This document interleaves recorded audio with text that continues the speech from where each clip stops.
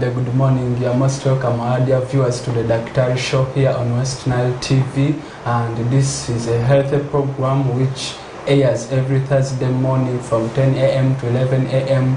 to educate our public about healthy concerns regarding maybe infections, diseases, fitness, wellness, diet.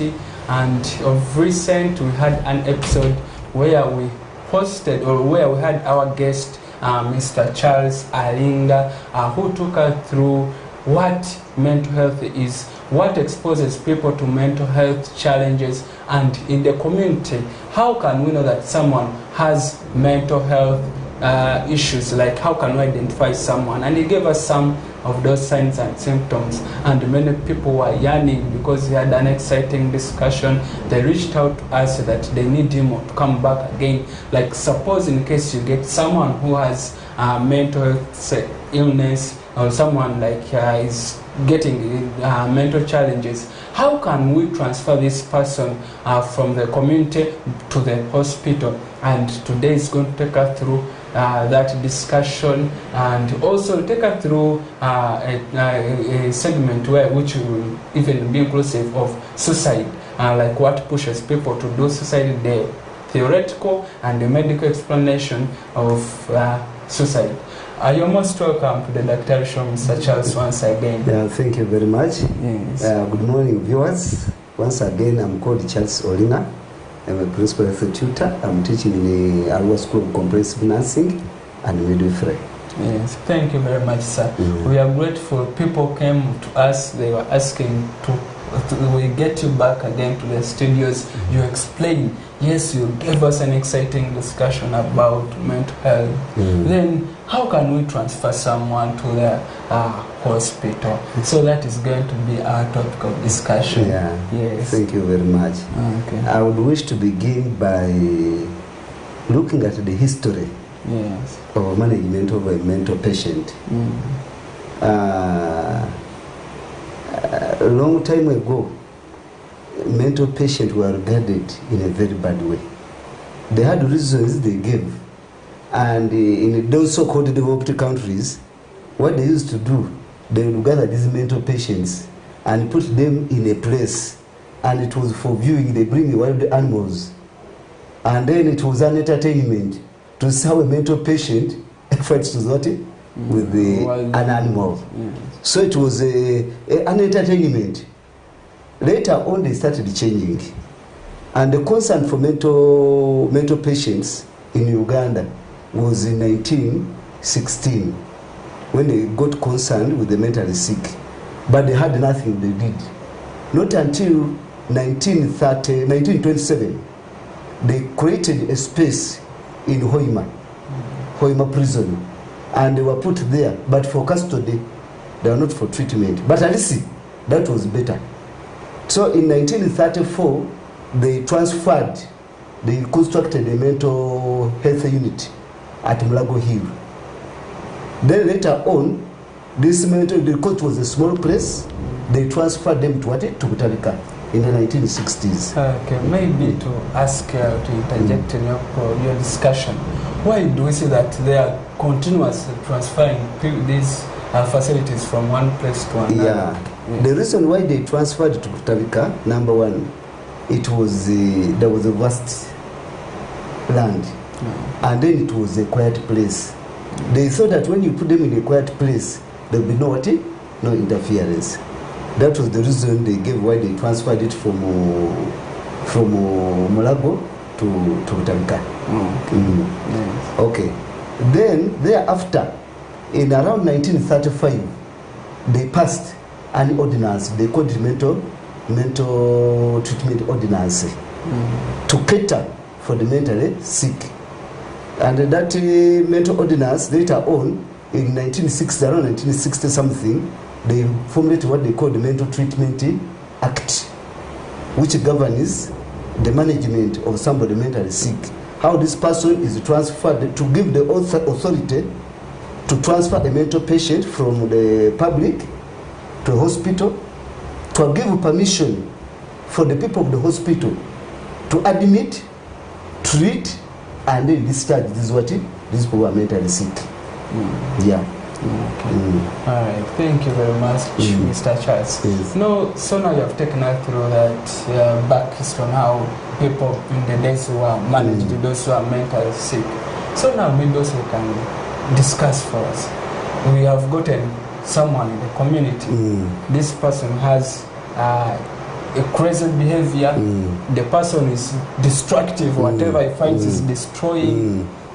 Like he's showing those signs of a mentally sick patient. Like you said, the dress code has changed. He's putting on dirty clothes. Yes. The person is no longer combing hair like in the last segment you told us. Yes. How can we now approach this person, pick him up and take him to the hospital? Because most people in the societies, whenever they meet these people, like they shy away, like they don't come to help because they know they may get, these people may injure them. Yes. Actually, the Mental Treatment Act, it has sections.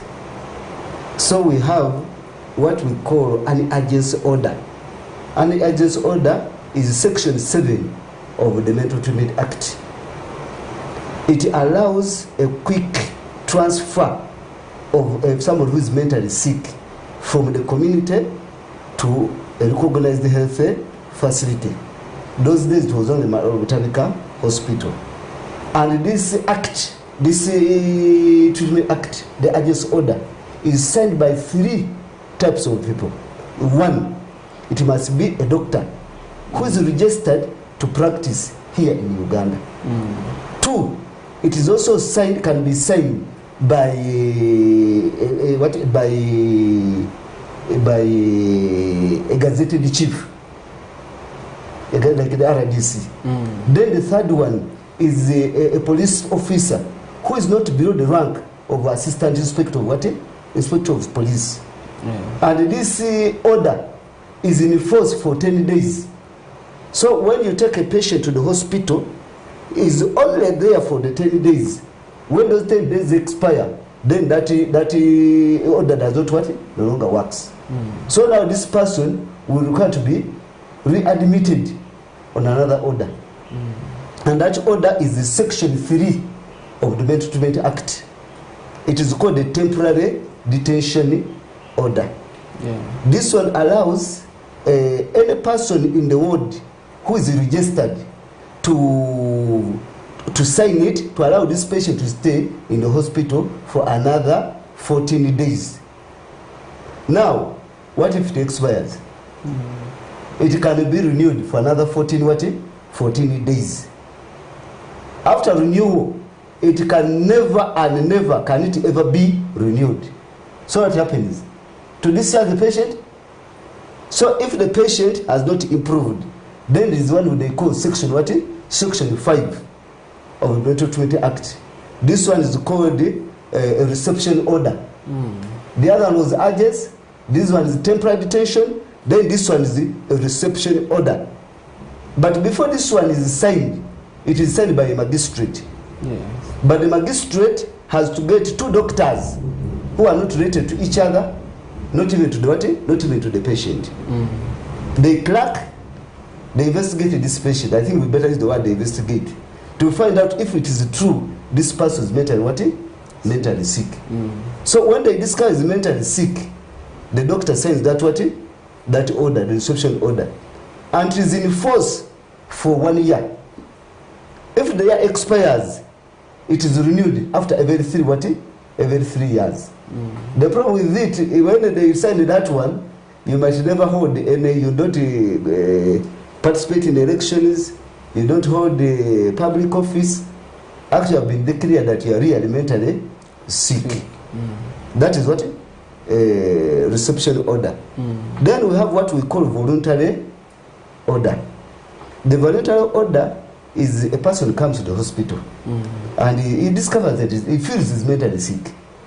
So he will discuss with the director of the hospital. And then the director of the hospital will tell this person, these people, other relatives of the person, to put it in in writing.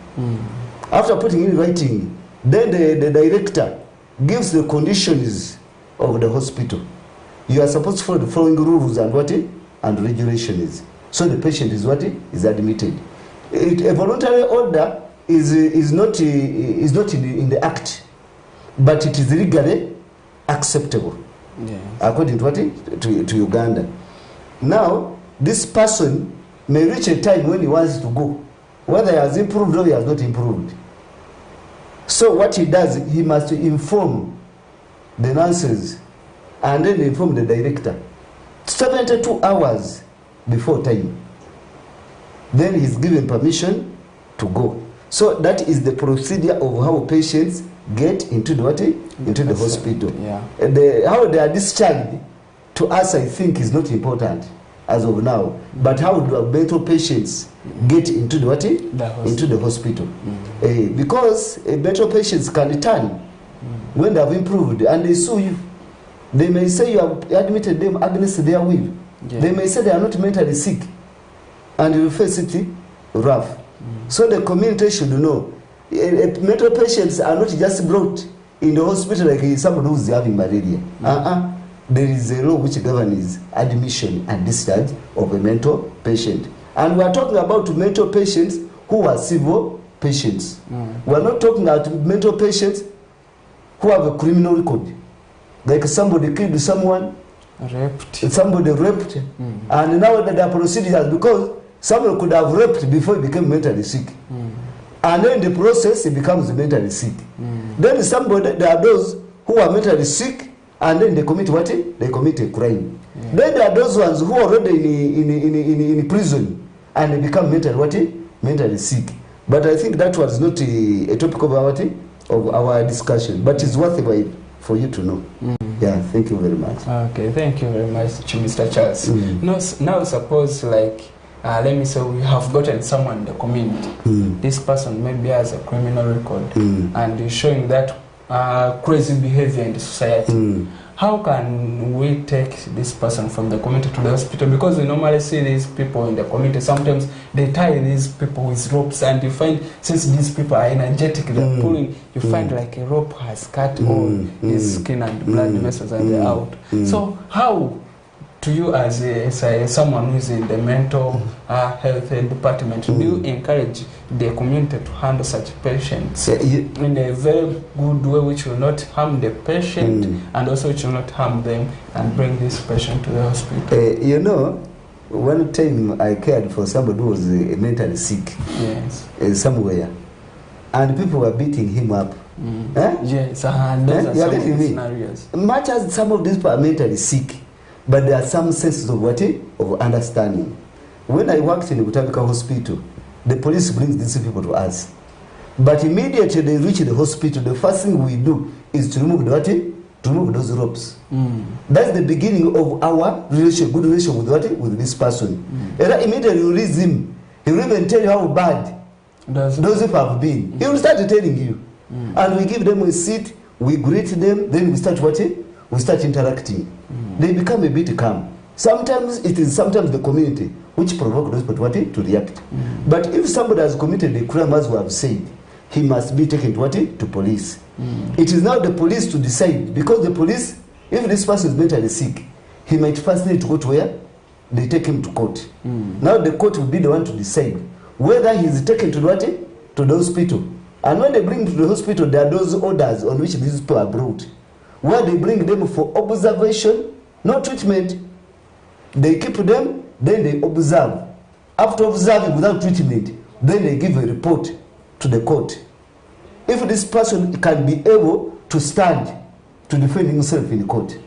If they discover he cannot defend himself, then this person can be, the magistrate can order this person to be brought back to the hospital for treatment, observation, treatment. And then there are warrants. There are various warrants which are signed. There are those which are open and those which are which are closed. The magistrate can decide that this person should come and they can pick them anytime. Yes. Isn't it? Then there is also which is closed, open. Then there is which is closed, that up to at this period of time we shall come for this for that person to go to court. That is the wrong procedure also. Yeah. Okay. All right. Now, thank you very much, Mr. Charles. No, so now you have said like we're in the community and someone has a criminal offense, we should first take this person to the hospital. Sorry, to the police. How can we take this person? Should we tie? How do these people? How should they? To me, as a professional, yes, I don't believe in tying. But because the community doesn't have anything to do. They do their means, but as long as they don't harm this this person. Because I told that story where they pour the pepper in the eyes. I almost felt like crying. It is very bad. Because you know that this person is mentally sick, not because at his will. We saw the causes of mental illness. Like so this person must be treated with humanity, with love, with care, because it's part of us. Okay. All right. Thank you very much, Mr. Charles, for that discussion on how we can transfer someone from the community to the police. To someone from the community to the hospital. But in case someone has like a criminal record, he has advised us to first take this person where to the police. So from the police, they will take the person to the court. Then it will be the court to decide whether this person is mentally sick or not. Maybe there anything you can add on that? We can also, the person might be mentally sick and is not violent. Yes. He may not require to go to where? To police. Yes. You can have, we say the doctor or anybody who is registered to practice can sign for this person and the agency order to transfer this person to where? To the hospital. And then we can also use the registered, somebody who is in what? In a government gazette, like the RDC. Those ones can help us. But I've seen here, we have very many people whom you look at that they can even improve. But people are not concerned. I've met them here in Arua. I see them, but even me, I'm tired. Because working in the hospital does not mean that now I should go and get that person. It should be the community to take a concern and get this person to a doctor, and then they transfer. And now we are lucky. Arua Regional Hospital has a mental unit. We have highly qualified people. We have psychiatrists. We have psychological officers. We have psychiatric nurses, and they are treated very well. If you reach the topical hospital, I'm telling you, you admire that I wish I can also stay here. The place is so nice. Those nurses and doctors are doing very, very good work. Okay. Then also maybe one of the reasons I remember you said when they why they transferred this mental, like kept on transferring up to Taika, because the place was quiet. Can environment also like affect the healing of these people? We have various types of mental illness. We have those people who have an illness of happiness. You are getting me? There's an illness of happiness, what we call mania. It is under the bipolar disorders. Now, if the environment is exciting, you are now provoking, you are making the patient also become what? To become excited. That's why when they come and you put music, you worsen the situation. So it depends on which type of mental illness. You worsen the situation. If people have their hearing voices, and then you mix up with that certain type of noise, you might also worsen the situations. People have certain beliefs, so it needs a calm environment for their management. So maybe to ask. When these people are brought to the mental unit, we see they are given, is it blue or white? Scrubs or those clothes. Why don't they get them black? Why don't they get them any other color? Why specifically white and blue? You are even bringing me to a certain point that, you know, those are uniforms. Yes. To me, I don't believe in a uniform. Uniforms, they are a barrier. You know, you are showing that for you, you're a patient. And that's why, if you go in some hospitals, they don't put on uniform. I worked in Chua. They have a type of uniform, but they are different colors. Even a caretaker dresses like what? Like a medical personnel. To avoid that stigma and the separation. Because now the patient becomes, says those ones, health workers. For me, I'm what? I'm a patient. So I don't believe in a uniform. And if you are giving, actually uniform to me is not a good thing. From my psychology I studied. So I don't believe in uniforms. Then maybe also to ask, we saw like, we have seen most often in the communities, a patient is mentally sick and they commit a crime. After maybe committing a crime, they take them to court, and the court sometimes says these people are innocent. Also, can you explain on that? If they suspect, I think these court people have studied something to do with the mental health. And they are supposed to refer this person to the hospital. It is the hospital, the psychiatrist, to determine whether this person is mentally sick or is not what? Or is not mentally sick. Because there are some people who can pretend that they are mentally sick. The Maringaras, you have heard of Maringaras. People who show signs of mental illness when actually they are not mentally what? They are not mentally sick.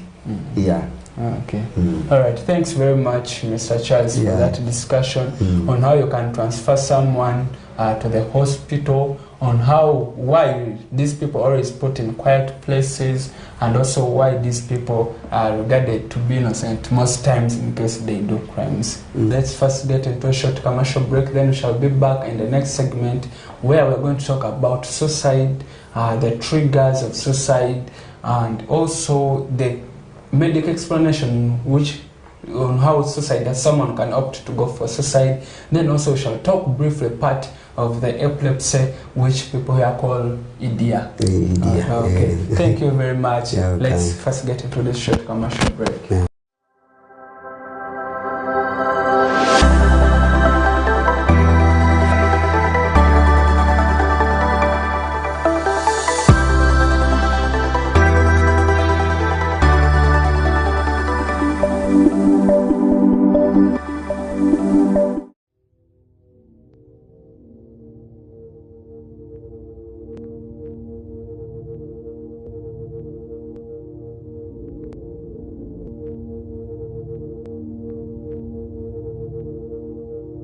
West Nile TV, lighting up the region.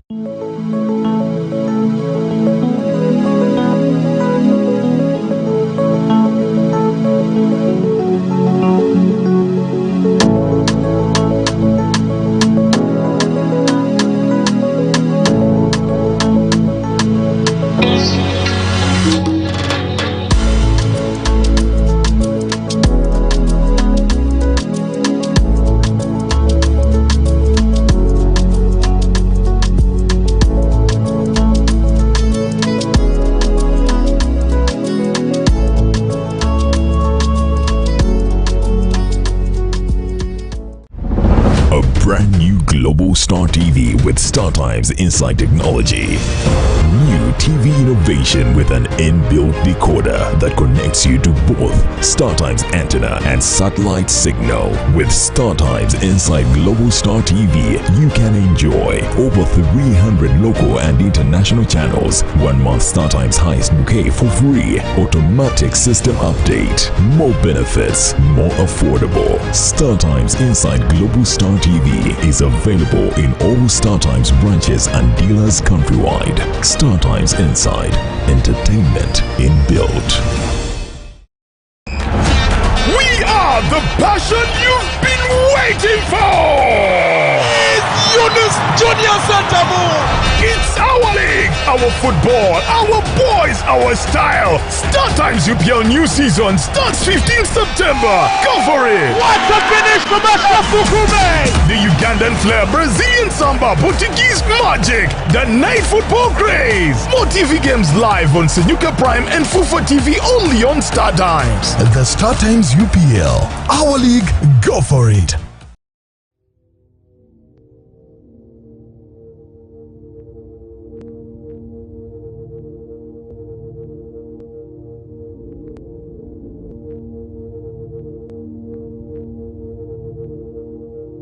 West Nile TV, lighting up the region.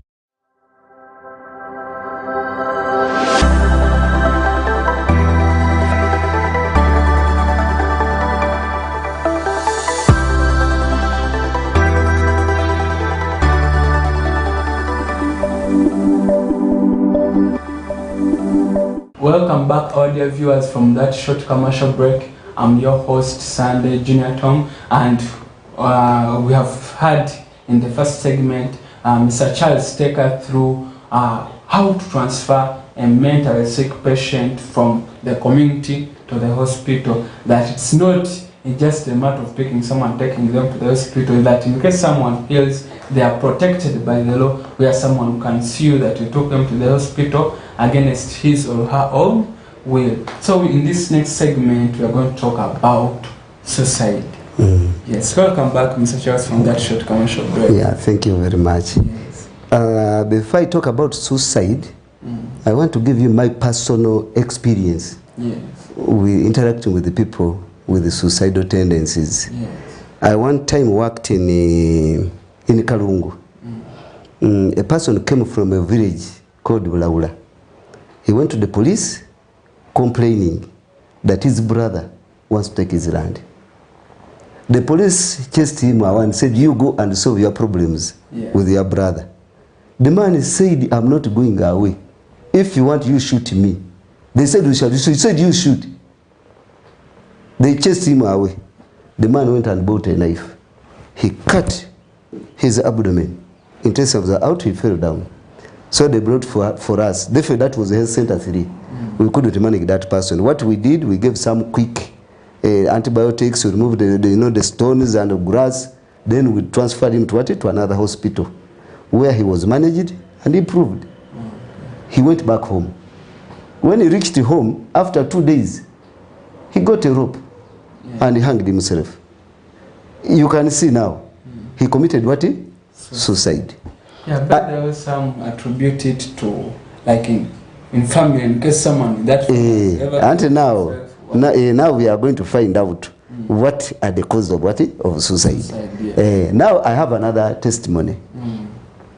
I worked in the Bar Regional Referral Hospital when I was doing my critical care. We received a patient, and this patient had a problem. He had got married to a man somewhere, produced their 3 children, girls. So they had their misunderstandings. He left that man. He got another man. The man didn't have any child, and the man mainly wanted what? Wanted the boys, including the woman wanted the boys. They tried. They got another 2 girls. So they had the animals. They went to all witch doctors looking for a boy, and they failed. So the woman told the man that now don't sell all the animals to finish. You got to get another what? Another wife to produce with. The man went and got a wife without the knowledge of the wife. He got another woman secretly. The woman came to discover she was not happy. She asked him, "You never told me. Why did you get a woman without telling me? Yet it is me who gave you the what? The authority." He went and rang the what? The sister-in-law. The sister-in-law, for you don't even produce boys. You leave our brother alone. The woman said, "I'm going to commit suicide." Hey, if you want, you commit suicide. She got the drugs and swallowed and they took. She collapsed. She was brought in a terrible situation. Actually, if it was not the expert people we had, that woman would have died. Now the woman improved. When he improved, for us, that was our work, to secure life. But because of my background training, I asked myself, why was this woman committing what? Suicide. So I shared with the husband, who told me everything.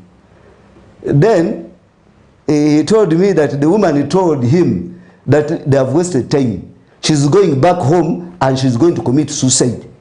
That's why the man got concerned. You are getting me? Meaning the suicide tendencies were still what? Were still there. Now when I took history, I came to discover that this woman, his uncle, committed suicide. Even his aunt had committed what? Suicide. Now, the thing is, what is suicide? So this suicide is the death caused by what? Self-destruction. You destroy your... yeah. It is self what? Destruction. Which results into what? Which results into death. We are together? Yeah. So now, how can you tell there are stages of suicide? The first one is ideation. The person starts developing idea I can kill. Yeah, I think I can kill myself. Isn't it? Yeah. So that is what that's the beginning. Then from there, the person began to bring threats. He can start verbalizing. I'm going to kill myself. Isn't it? Yeah. And that threat, this person can even organize to how you can tell. This person can decide to sell off his property. He can decide to write a note, a suicide note. He can decide to write even a will. He can show all signs. When people commit suicide, they would have first of all showed you signs that actually they have an intention to commit suicide. Then at last, they do it. They attempt. Attempting, they can succeed or they can what? They can fail. And it is said worldwide, there is a person who is committing suicide after every 16.2 minutes. Oh, then it's worrying. Every minute, 16.2 people are committing what? Committing suicide. And suicide is more common in men than women. Why? Is it because of the pressure? I think because of the responsibilities men have. And most of the suicide is committed through what? Through firearms worldwide. Yeah, guns. And men are those who more use what? They use more of the what? Of the firearms. Women prefer poison. I think because they don't, many of them have no access to what? To those what? Those firearms. Now, we have two models. When we're going to look at what? Cause and management. There is what we call the moral model and then the medical model. The moral model in our society, you better tell me when somebody commits suicide, what do they do? Yes. Here. In the community. In the community. Even somebody commits suicide. What according to the church, the church, they don't bring people to pray for this person.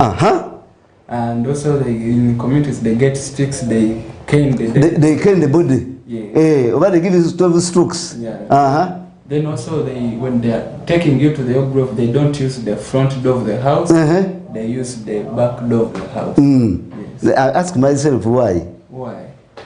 Me, I don't know. Because to me, why do you think the person to take a decision to commit suicide, he must have surveyed all options, and since the only solution is to commit suicide? You are getting me? Yeah. Because why haven't you ever committed suicide? Not even attempting. Because I have options. You have options. Yes. You may have options. But another thing, you may not have a mental illness. Yes. So one of the causes of suicide is mental illness. There are people who hear voices, and the voices are telling him that you kill yourself. Yes. He's hearing, kill yourself. To end that. Yes, kill yourself. There are people who have mental illness, like depression. They are too depressed that they feel they are unworthy living. There are people who believe they have sinned against God. You are getting me? Yeah. So those people, they can commit suicide. So why do you blame them? Because they have heard voices telling them to commit suicide. And then there are people who believe in life after death. What we call incarnation. People are told that, you see, when you die, you may come back as a president. So why are you suffering now? You better die now, then you come back as a great man. You know, there are some preachings which are like that. So that one is what. Then we have what you call the person what? Characteristics. When people are isolated. Yeah. There are some people who don't like sharing challenges. People are isolated. And we have a saying, a problem shared is half solved. Yeah. Then there could be a hostile environment. There are people who are living in an environment which is what? Very hostile. That death becomes the best. You have had people who are living in a terrible situation, that they cannot bear the stress. And the best thing is what? To kill what? Themselves. Then there is grief. Grieving. There are people who cannot cope with the loss of a beloved one. Actually, it takes you a long time if you loved somebody. To get back to normal may take you a longer time. So that grieving, Somebody can commit suicide. Like today I go and meet my loved one. I go and meet, and that's what my good told me. My grandmother. You know, she was living in her own generation. The husband died, her cousin died. My grandmother produced 18 children. 18. But she remained with 3. After the 3, even my mother passed on. Even her only son passed on. I have only one aunt who is remaining. So that woman, if she had the opportunity, she would have killed herself. She would go to the graves and ask, when am I joining you? You are getting me? Yeah. So that is also a reason why people commit what? Suicide. Then we have substance abuse. Yes. Marijuana. Marijuana. All those ones can lead to what? Suicide. Then we have what? The advanced life events. Those advanced life events somebody has gone through. Like somebody who has a chronic illness. You have seen them. Somebody has what? Has a cancer. He sees no reason why he should what? He should what? He should continue living. Okay? Yeah. Then we have family issues. You know, there's this being chucked. Yes. You have had relationships. You have had the other and we killed the other because his wife got him with somebody else. He killed the wife and even killed his what? Killed himself. Those are reasons for what? For committing what? This army man, someone has yes. We can prevent from what we have discussed. Actually, from the last point is provide. Like provide support in families. Yeah, if you have a child, you offer maximum support such that the child doesn't develop such destructive ideas to commit suicide. Then also, like if someone is depressed or they are undergoing grief, I think also these people can go to mental doctors, psychotherapists to talk out to their mind such that they can get relief. Yes. Another one is the counseling. Counseling. People need the counseling. People need the, if you look at mental illness, we need to identify signs of mental illness early, and they are given what? They are given a proper treatment. I think those are some of the important things with suicide. Otherwise, the community should never blame. You know, that's why we have come up to share with you that people commit suicide not because they want, but because they have somewhat very painful issues that the community should come up and help the people such that we can prevent these suicidal tendencies. Okay, all right. Thanks very much, Mr. Charles. Okay, now maybe supposing the community there is like a child is not having support, where should these guys or kids go? Because they may remain there without an option. You know, some of these problems are coming from now you see, children are producing fellow children. You have seen somebody of 17 years is producing somebody of 15 years. Now this child of 17 years is producing somebody of 15. Their children, they will produce another child. They have no jobs. You see, you can see now the problems. And now it's the stress. And now here we are talking about, you know, this is it is disturbing. The government comes up and say we give youth-friendly services, but you mention about giving family planning. You will hear who? No. According to this, they are not supposed to use this. But when they produce our affiliation, religious affiliations, they shy away. They are not there. And they come and they start blaming blaming the government. When the government, because the people at 12 years, the other time I read in the newspaper, somebody of 9 years had a child. 12 years, you go to the hospital here, 14, 15, 16, they are having children. And they are now the majority, people below 18 years, and the majority are producing children. So children are producing very children. And they cannot cater for them. And the burden comes back to the working class, the parents. Now the parents are also stressed. You see? Actually, last week we had a session here on the studios.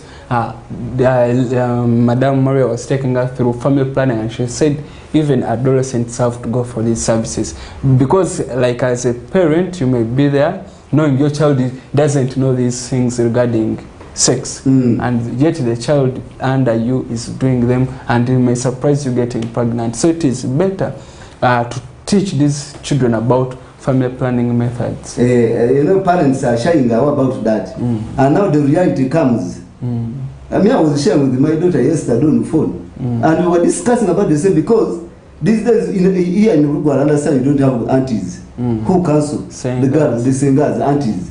But for us in our place, aunties are supposed to be there to help what? But despite all that, still the situation has become what?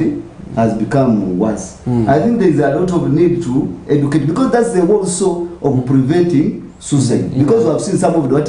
Lack of support, stress. But even from that, like, you have a daughter, you have not told the daughter about these family planning methods, she goes and indulges in sexual intercourse, she gets pregnant, she will be worried, if I go back to dad and tell him I'm pregnant, he'll kill me. So the daughter may opt for suicide. Exactly, and that is happening. And especially when parents are very harsh, they have nothing to do, and that will be the last solution. How will they see me? What do my parents say? What do my friends say? So now medically, could we be having some drugs we can give to these people, like to stabilize their moods? That's why I said, if we discover what are the causes, because if it is a mental health problem, there are drugs. Because some of the people are depressed. People commit suicide may be having depression. Some of them may be having a disease we call schizophrenia. Even the manic patients, when they are too excited, many of these patients can commit what? Suicide. One time I was surprised that somebody who was mentally retarded also tried to commit. You know, the brain is retarded, but he also had a depression. So he got a rope, he tied himself on the bed. So I think his brain was too trained that no, you need to have yourself up. So for him, thought also it was Thanks very much, Mr. Charles, for this exciting and educative episode regarding suicide. Hope our dear viewers outside there, you have gotten to know what suicide is, the triggers, and how you can prevent these triggers, especially in the men, because there is a lot of pressure of responsibilities, and also in the adults, because also adults have their own pressures. Then maybe, Mr. Charles, from that, let's now go to epilepsy. Let's talk about epilepsy. Epilepsy. Because it's a mental illness, is aspect part of it. Yes. Well, what is EDIA maybe in short terms? No, this is I wanted to talk in a simple way. Yes. That this is a condition of the brain, in the brain, that is, when you touch this person who is having this problem, you can also get it. Please, viewers, epilepsy is not contagious. Never ignore these people. Please help them. Help them to not to kick. You don't overstrain them, but you handle them softly, and you avoid them to harm themselves. Stay with them until they until they recover. After when this one recovered, she was confused. Then she started wanting to walk away. So I put her down, and she started somehow coming into her senses. So I had to buy some water, I had to clean the face, clean the mouth. Then from there I shared with her to give me a story. And after she told me that she was thinking that her aunt bewitched her.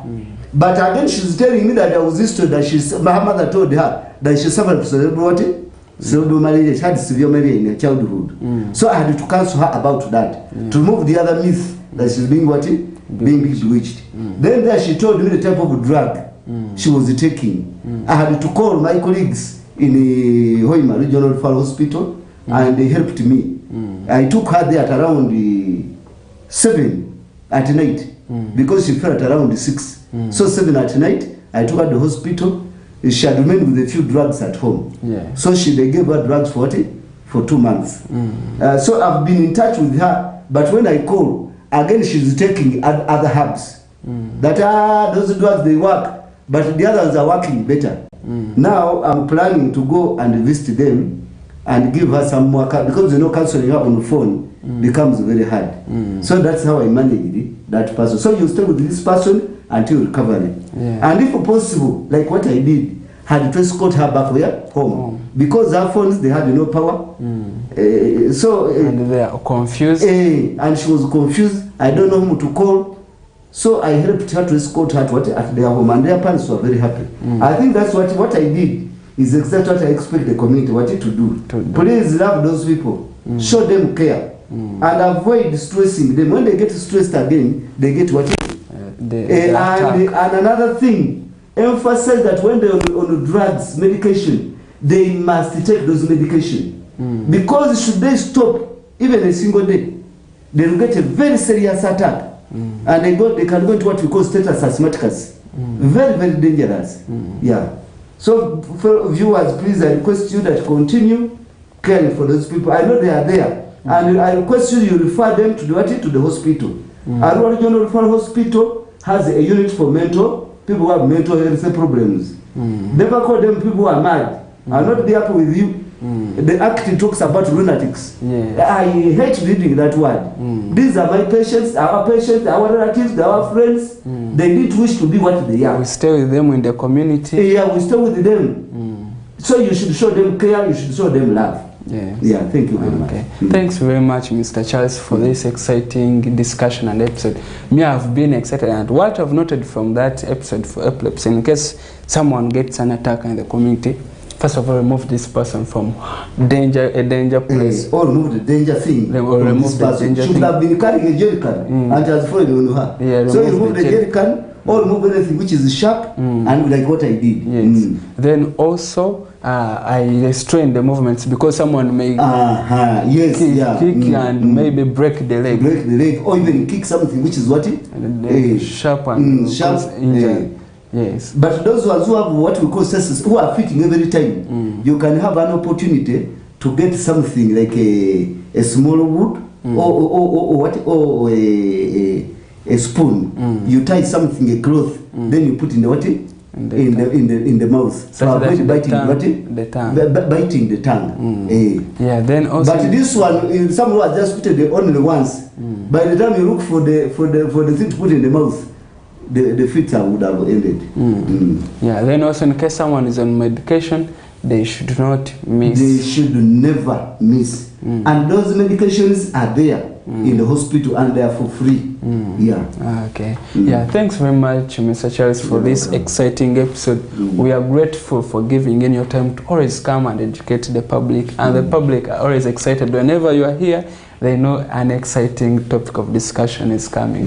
We are grateful, Mr. Charles. We know you're a busy man, but you have given in your time. Thanks very much, sir. Thank you. Okay, maybe some conclusion remarks for the viewers. Yeah, the viewers, I thank you very much for viewing this program, and we still have more for you.